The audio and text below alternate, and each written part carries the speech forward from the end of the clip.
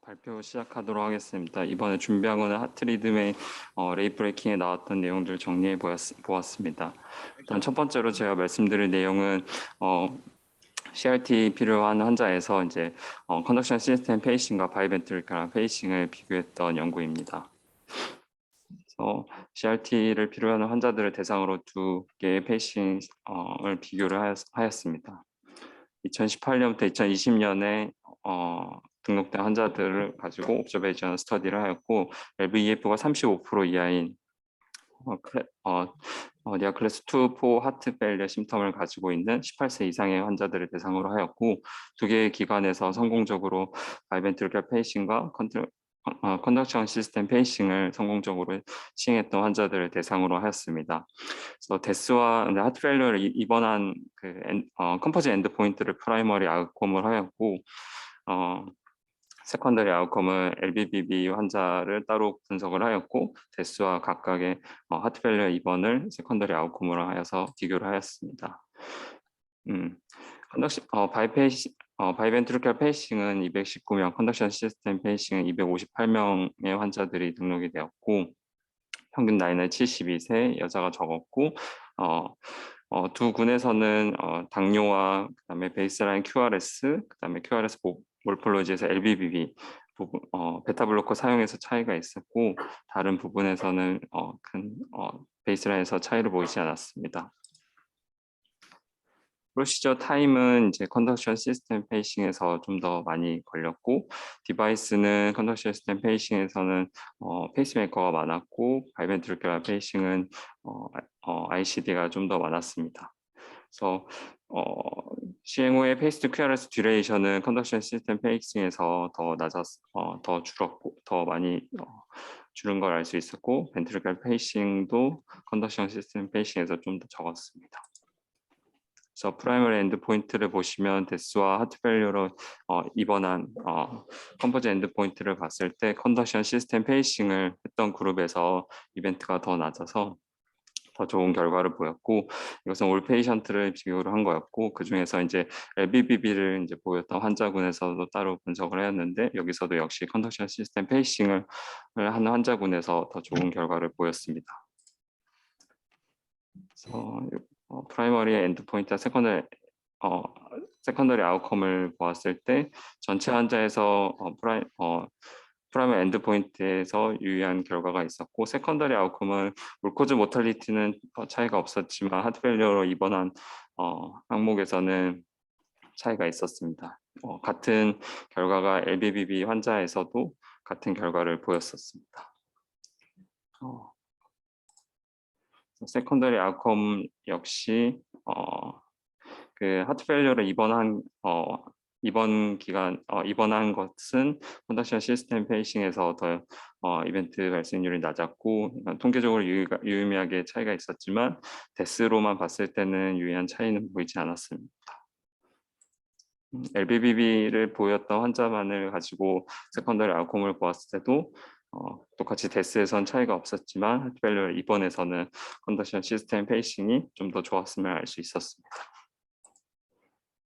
그래서 파라미터 QRS 듀레이션은 이제 바이벤트리컬 페이싱과 컨덕션 시스템 페이싱에서 모두 QRS 듀레이션이 줄었고 두 군을 비교했을 때는 이제 컨덕션 시스템 페이싱이 QRS 듀레이션을 더 줄였음을 알 수 있었고 LBBB 환자에서만 비교했을 때도 같은 결과를 보였습니다. LVEF는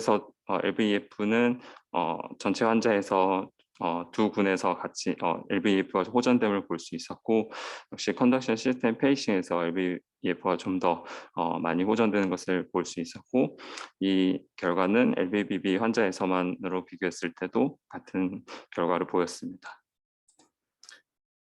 그래서 컨덕션 시스템 페이싱이 좀 더 올코즈 모탈리티와 하트 페일리어로 입원한 컴포즈 아웃컴에서 더 좋은 결과를 보였고 LBBB 환자만으로 대상을 보았을 때도 같은 좋은 결과를 보였음을 알 수 있었습니다. 그 다음에 두 번째로 말씀드릴 내용은 컨젠탈 롱큐티 신드롬을 가진 여성에서 이제 맨스트루얼 사이클에 따라서 섹스 호르몬과 리폴라라이제이션의 다이나믹스를 연구한 논문입니다. 그래서 이 연구는 이제 섹스 호르몬이 카디악 아이온 채널의 펑션에 이제 영향을 미쳐서 ECG 파라미터를 변화시킬 거라는 가설을 가지고 롱큐티 신드롬으로 진단받은 여성을 이제 비교를 하였고, 특히 롱큐티2 원원에서 어떤지를 이제 보고자 하였습니다. 로체스터 롱큐티 레지스트리에 등록된 환자들을 대상으로 하였고 65명의 가임기 여성을 대상으로 하였습니다. 그래서 컨제니탈 롱큐티 신드롬을 보인 환자와 언어펙티드 피메일을 이제 세 군을 이제 비교를 하였고, menstrual 사이클에 따라서 다음과 같이 이제 ECG 레코딩을 menstrual 사이클을 세 페이지로 나눠서 ECG 레코딩을 7일간 웨어러블 디바이스로 이제 시행을 하였고, 그다음에 이제 시작점에서 살리바 키트로 호르몬을 측정을 하였습니다. 프라이머 엔드포인트는 QTC를 비교를 하였고, 세컨더리 엔드포인트는 TAV 듀레이션과 RR 인터벌, 그다음에 프리데리카 방법으로 QTC를 구한 것을 비교를 하였습니다. 환자들은 롱큐티1은 24명, 롱큐티2는 19명, 언어펙티드 패밀리가 21명으로 여기에 대해서 비교를 하였고, 베이스라인에서는 언어펙티드 패밀리와 롱큐티 신드롬을 비교했을 때는 예상할 수 있듯이 하트레이시 좀 더 이제 롱큐티 신드롬 환자에서 낮았고, QTC 인터벌이 더 길었으며, 베타 블로커 사용한 환자들이 더 많았고, ICD 치료를 받은 환자들이 좀 더 많았습니다. menstrual 사이클에 따라서 QTC는 이제 롱큐티2 환자군에서는 다음과 같이 변화가 있었고, 결과를 보시면 QTC 프로게스테론과 프로게스테론 에스트라디올 레이셔에 따라서 QTC가 감소하는 양상을 볼 수 있었습니다. 그래서 리니어 믹스드 이펙티드 레그레션 모델을 봤을 때 프로게스테론과 프로게스테론 에스트라디올 레이셔가 QTC가 이제 줄어들에 따라 프로게스테론과 프로게스테론 에스트라디올 레이셔가 증가할수록 QTC가 감소하는 양상을 보임을 볼 수 있었고, 뒤에서는 이제 에스트라디올과 RR 인터벌, 테스토스테론과 TAV 듀레이션이 관계가 있었음을 알 수 있었습니다. 세 환자군에서 이제 섹스 호르몬의 다이나믹스는 이제 큰 변화 양상이 비슷했고 큰 차이가 없었으며, 펙티드 패밀리에서만 봤을 때 QTC는 menstrual 사이클에 따라서 점차 증가하는 양상을 보였습니다. 그래서 에스트라디올과 RR 인터벌은 통계적으로 상관관계가 있었고, 다음과 같이 에스트라디올이 많아질수록 RR 인터벌이 더 짧아짐을 알 수 있었습니다. 이것은 롱큐티2에서만 유의미하게 이런 결과가 나왔습니다. 테스토스테론과 TAV 듀레이션을 봤을 때도 테스토스테론이 더 많아질수록 TAV 듀레이션이 이제 짧아지는 상관관계를 보였고, 이것도 롱큐티2 환자에서만 관찰이 되었습니다.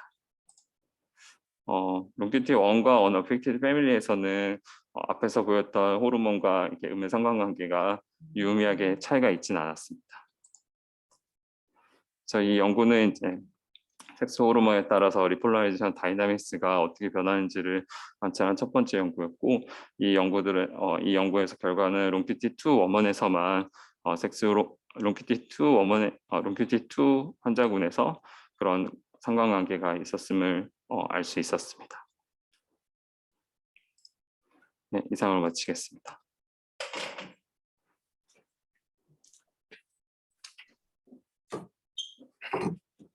질문 받고 하시는 게 낫지 않으세요? 그래도 네? 최상화 선생님 질문 그래도 받는 게 낫지 않으세요? 네. 네. 그 첫 번째 논문은 그 RCT인데 RCT 맞죠? 첫 번째 제가 말씀드린 건 RCT는 아니었고, 옵저베이셔널 스터디 결과를 한 번 더 발표를 했고, 뒤에 강동 선생님이 RCT에 대해서 한번 요약해서 말씀드릴 예정입니다. 두 번째 스터디는 이게 menstrual 사이클에 따라서 어떻게 차이가 난다는 거예요? 그러니까 큐티가 지금 잘못 들어. 요게 정리된 그림인데 결국 이제 프로게스테론과 프로게스테론 에스트랄 레이셔에 따라서 이게 더 섹스 호르몬이 많이 나올수록 QTC가 더 줄어드는 관계를 보였고, 아무래도 menstrual 사이클에 이제 처음에 시작할 때 좀 더 QTC가 더 짧았음은 알 수 있었습니다. 그러니까 에스트로겐이 높았을 때 결국은 QTC가 높다는 이야기를 하는 거잖아요, 맞죠? 네, 맞습니다. 에스트라디올이 높을수록 QTC가 길어집니다. 다른 질문 없으십니까? 다른 교수님들 없으시면 강동 선생님 그럼 질문 보여주세요. 네, 교수님. 일단 페이퍼로 게재된 논문 하나 그리고 아까 최선 선생님 말씀하신 RCT 그리고 브루가다 신드롬에 대해서 그 프레젠테이션 된 걸 좀 간략하게 요약해서 드리도록 하겠습니다. 네, 아까 최선 선생님이 LBB 관련해서 쓴 논문의 저자와 동일한 저자고요. 이번에는 LBB와 그 컨벤셔널 LB 리드를 이용한 바이벤 페이싱을 비교한 게 아니고 LBB를 받은 환자들의 받은 환자들 두 그룹으로 나누어서 그 두 그룹에 있어서 에피커시에 혹시 차이가 있었나 서브그룹 스터디 형식으로 진행한 거라고 생각하시면 되겠습니다. 그래서 컨벤셔널 백그라운드는 다음과 같고 이 연구도 레트로스펙티브 옵저베이셔널 스터디고요. 멀티 인터내셔널 센터에서 진행을 했고 이제 레프트 밴드 번들 브랜치 페이싱, 에어리아 페이싱을 하는 환자군을 크게 두 그룹으로 나눠서 말씀을 드렸는데 첫 번째 그룹은 컨벤셔널 LV 리드, CS 리드를 넣으려고 했지만 아나토미 문제가 있다든지 이제 PNS가 있다든지 스트레스홀더가 높다든지 등의 이유로 페일한 이후에 얼터너티브 메소드로 이제 LBB 페이싱을 한 경우를 그룹 1이라고 했고 그룹 2는 일단 처음에 컨벤셔널 바이벤 페이싱을 한 이후에 나중에 넌 리스펀더라고 확인이 됐을 경우에 이제 레스큐 방법으로 LBB 페이싱을 추가로 진행한 경우를 그룹 2라고 나누어서 그 두 그룹의 특성을 비교한 논문이라고 보시면 되겠습니다. 나머지 정의는 저희들이 일상적인 클리니컬 데일리 프랙티스에서 사용하는 크라이테리아로 LBB 에어리아 페이싱과 non responder super responder를 정의를 했고 이 논문의 아웃컴은 이제 아까 처음에 제 선생님이 발표했던 논문과 같이 얼코스 데스와 하펠리아 호스피탈라이제이션을 합한 컴포지트 아웃컴을 프라이머리 아웃컴으로 삼았습니다. 그래서 이게 오버럴 그리고 그룹 1, 2에 대해서 각각에 대한 이제 베이스라인 캐릭터리스틱스를 제시한 그 테이블이고요. 평균 68세, 여자는 35%. 그리고 여기서 보실 것은 non-ischemic heart failure가 절반 이상 63%를 차지한 논문이었습니다. 평균 ejection fraction 29%였고요. LVEDD는 59.6mm로 다소 다이레이션 되어 있었고 베이스라인 QRS 듀레이션 170ms였던 경우였습니다. 근데 이제 이 두 그룹을 나눠 보았을 때 이제 넌 리스펀더 그러니까 레스큐 목적으로 기본 컨벤셔널 LB 페이싱을 성공적으로 진행했지만 넌 리스펀더였어서 LBB를 추가로 진행한 그런 경우에서는 나이가 조금 더 어린 경향, 여성이 더 적었고 이젝션 프랙션이 더 안 좋은 경향을 보였으며 EDD도 더 커져 있었고 DRS 듀레이션은 기본적으로 더 긴 양상을 보이고 있었습니다. 그래서 총 212명 중에 200명만 일놀이 됐는데 그 LBB 페이싱에 이제 테크니컬하게 페일한 사람을 익스클루전해서 그런데요. 10명은 파이브로시스가 너무 심해서 septum 페네트레이션이 안 돼가지고 익스클루전 되었고 2명은 LBB 페이싱을 했지만서도 QRS 내로잉이 충분히 이루어지지 않아서 익스클루전 된 경우였습니다. 그래서 성공적으로 진행했던 200명에 대해서 이제 procedural characteristics를 제시한 게 테이블 2라고 보시면 될 것 같고 베이스라인 170ms에서 LBB 페이싱을 했을 때 139ms로 통계적으로 유의하게 LBB 페이싱은 QRS 듀레이션을 줄이는 양상을 보였습니다. 평균적으로 120분이 걸렸고 플로우 타임 26분.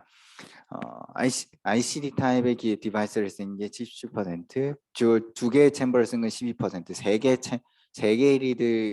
개 이상의 리드를 쓴 게 88%였던 것으로 정리할 수 있겠습니다. 페이싱 스레시홀드는 0.68로 굉장히 낮았고 RM의 평균 10.4, 임피던스 662로 아주 성공적인 임플란테이션을 시사하는 지표들을 확인할 수 있었고요. V6 페이싱 to R웨이브 피크 타임을 했을 때 85ms으로 90ms 미만의 아주 좋은 지표를 보이고 있었습니다.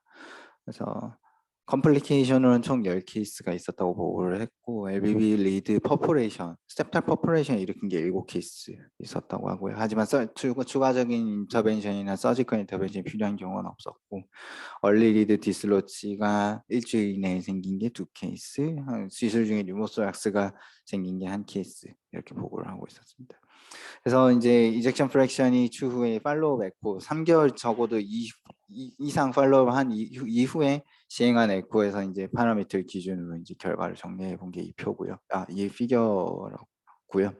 그룹 1이든 그룹 2든 베이스라인보다 이젝션 프랙션이 유의하게 증가한 것을 알 수 있었고, 하지만 보다 그룹 1이 개선되는 정도가 그룹 2가 개선되는 정도보다 통계적으로 더 유의하게 많이 개선돼. 그러니까 베네핏을 더 많이 본 그룹으로 정리할 수 있겠습니다. 이젝션 프랙션이 통계적으로 어느 정도 수치로 변했는지는 이 하이라이트된 부분에서 참고하실 수 있겠습니다.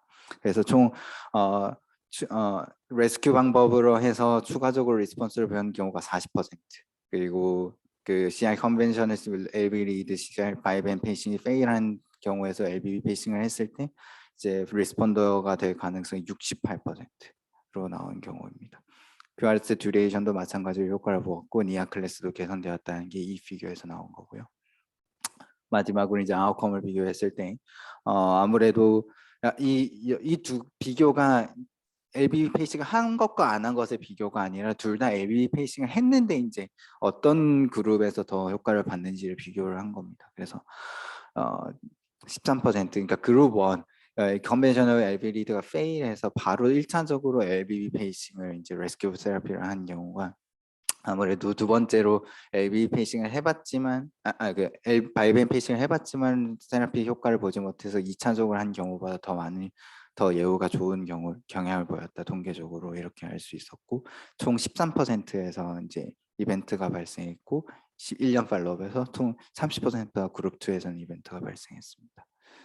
네, 그래서 그룹 1이든 그룹 2든 LBB 에리어 페이싱은 굉장히 피지블하고 세이프하고 더 추가적인 베네핏을 얻을 수 있는 세라핌을 할 수 있었지만 조금 더 큰 많은 베네핏을 얻을 수 있는 그룹은 1차적으로 바로 바이벤을 하는 것보다 이제 LBB 페이싱을 진행했던 경우에서 얻을 수 있었다. 그래서 이거를 조금 더 콘크리트한 증거를 얻기 위해서는 프로스펙티브 랜더마이즈 스터디가 필요하겠다라고 하면서 논문을 마치고 있었습니다.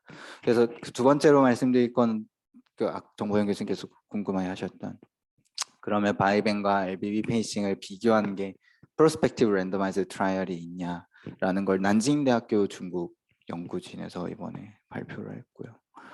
그래서 이 연구는 LBB 페이싱과 바이벤 페이싱을 1대1로 랜더마이즈 트라이얼을 해서 아직 인롤이 이게 인터림 애널라이시스라서 다 완료가 되지는 않았고 40명씩 1대1로 랜더마이즈 돼서 각 그룹에 20명씩 배정이 된 연구였고 크로스오버가 허용된 연구였습니다. 그래서 1차적으로는 프라이머리 애널라이시스는 그 인텐션 투 트리트먼트인데 펄 프로토콜이나 온 트리트먼트로도 센시티비티 애널라이시스 목적으로 같이 진행했던 연구였습니다.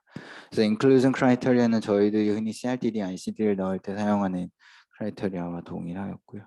익스클루전 역시 저희들이 흔히 생각하는 메커니컬 트라이커스 밸브 리플레이스먼트라든지 최근에 발생한 코로너리 이벤트, 어큐 코로너리 신드롬이나 수술 혹은 PCI 이벤트가 있었다든지 1년 미만의 이제 라이프 익스펜턴시가 예상되는 경우, 그리고 하티를 받은 경우는 익스클루전된 RCT였습니다. 그래서 플로우 차트는 다음과 같고 이제 LBB 페이싱 그룹에서는 크로스오버로 마찬가지로 첫 번째 제가 아까 말씀드렸던 논문처럼 septum 페네트레이션이 안 되거나 LBB가 교정이 안 돼서 컨벤셔널 바이벤으로 넘어간 경우가 2명, 그리고 컨벤셔널 바이벤에서 캐뉼레이션이 안 되거나 스레숄더가 너무 높거나 PNS가 있어서 얼터너티브로 LBB로 넘어간 경우가 4명이었습니다. 그래서 리설트를 간략하게 말씀드리면 데모그래픽스, 베이스라인 캐릭터리스틱스에서는 나이, 성별, 그리고 그 카디오마이오파시, 패소피지올로지, QRS 그리고 에코 파라미터 등등 양군에 있어서 유의한 차이는 없었습니다.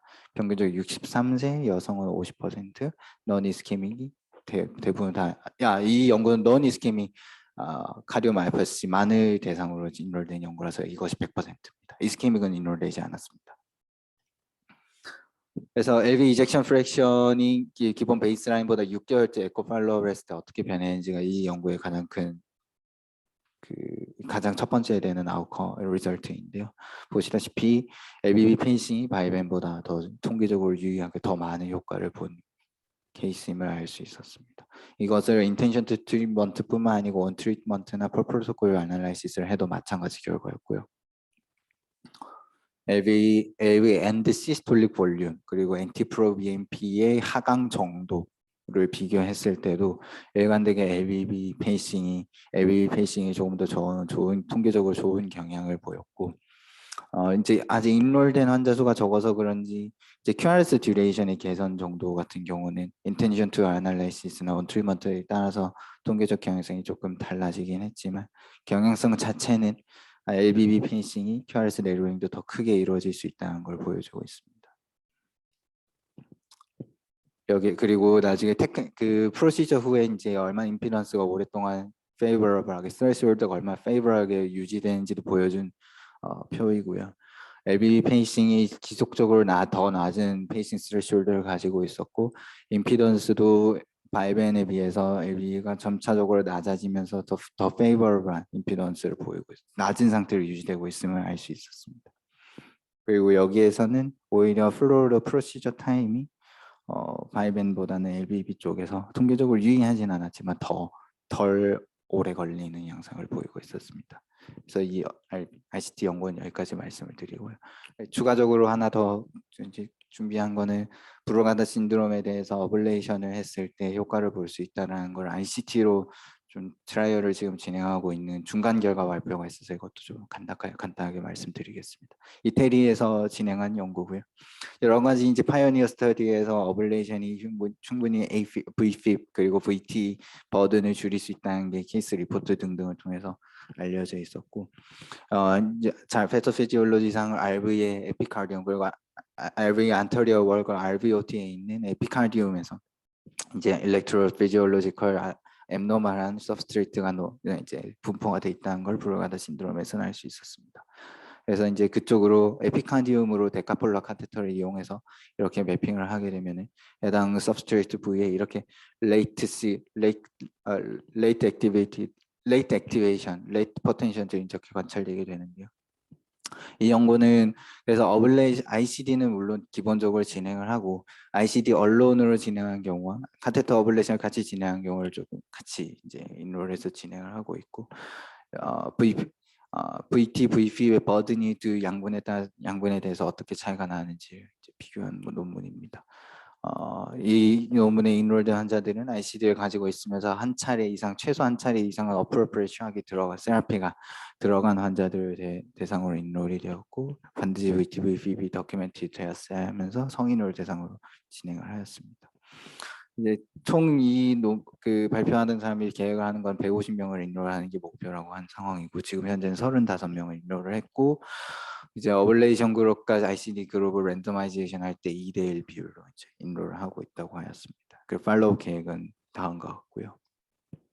어블레이션 할 때 엔도카디움과 에피카디움에 각각 데카플러 카테터를 2개 다 넣어서 엔도카디움 쪽으로 하는 노말 시그널들이 관찰되지만 저희 볼티지 맵을 통해서 서브스트레이트가 있다고 판단되는 부위의 데카플러 카테터에서는 이렇게 레이트 시그널들이 관찰되는 패턴을 확인을 하였다고 하고 이렇게 호모지나이제이션을 통해서 레이트 포텐셜이 해당 볼티지 맵에서 서브스트레이트가 있다고 생각되는 부위 에어리아에서 레이트 포텐셜을 전부 다 제거하는 것을 이 프로시저 어블레이션의 이제 타겟 엔드 포인트 어블레이션 엔드 포인트로 설정한 논문이었습니다. 그리고 어블레이션이 성공적으로 진행됐다는 걸 컨펌을 한 경우에는 클래스 1A의 안티어리드믹 드럭인 아즈말린 챌린지 테스트를 통해서 이제 티피컬 타입 1 브루가다 패턴이 보이지 않는 것을 목표로 보였을 때 이제 적절히 잘 시행됐다라고 판단했다고 하였습니다.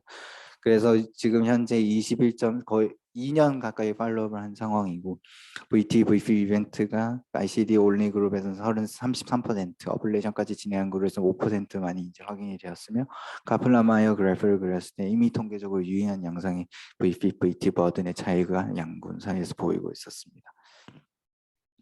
컴플리케이션을 두 사람에서 에피카디아 어블레이션 했을 때 페리카디아이티스가 발생을 했는데 한 명은 이렇게 콜친과 인세이드만으로 호전이 되었고요. 나머지 한 명은 페리카디오센테시스를 진행했어야 했다고 했고 하지만 서지컬 프로시저로 넘어가거나 라이프 트레이팅한 추가적인 다른 컴플리케이션은 없었다고 이제 레포트를 하였습니다. 제가 준비한 건 여기까지입니다.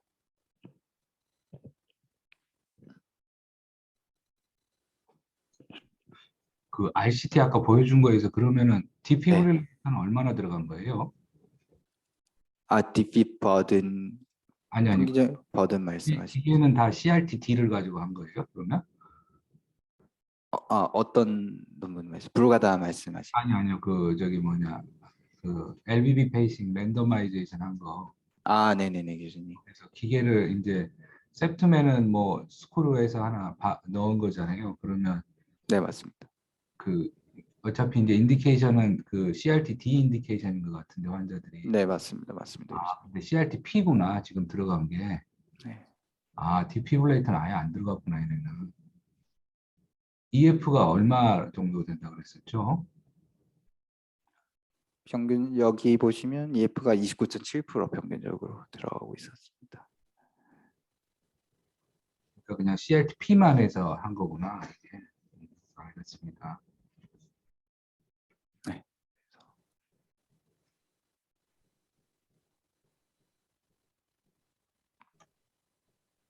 그 결과 좀 다시 보여줄래요, 그거? 지금 거? 이거 말씀. 그냥 네 이겁니다 교수님. RCT.